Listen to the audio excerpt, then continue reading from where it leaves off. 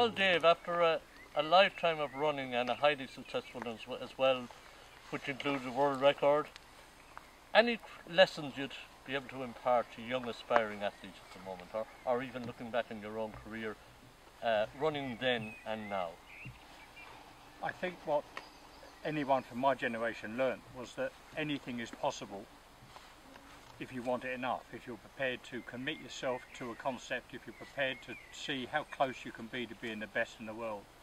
I think a lot of people these days judge themselves on false levels. They judge themselves on becoming an international for the first time. They think they're an international when they've made it. They judge themselves on how much they've earned from a race as opposed to how fast they can run.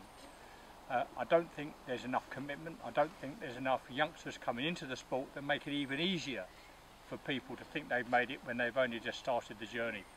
I guess I was lucky that I ran in a generation when, if you wanted to succeed, you had to really beat the best in the world. The best in the world in the UK, there were loads of them. Quality athletes, all training more than 100 miles a week.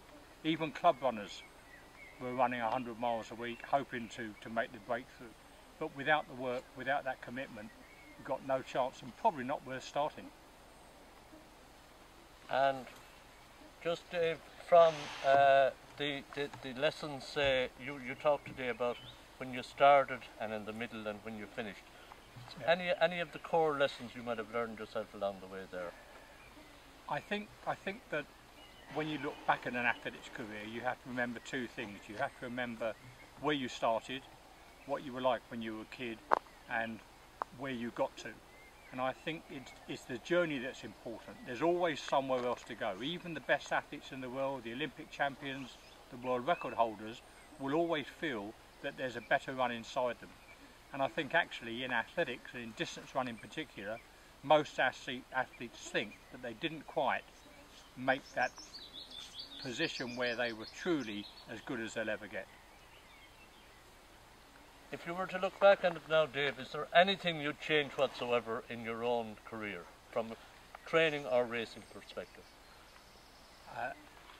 In my own career, I think that there may be a couple of things that if I had a second chance I might change. A lot of people have suggested that running 200 miles a week was not a good idea. I think it'd be very risky if you had your time again to do things differently, because at least I know what 200 miles a week will bring you, training 3 times a day will bring you.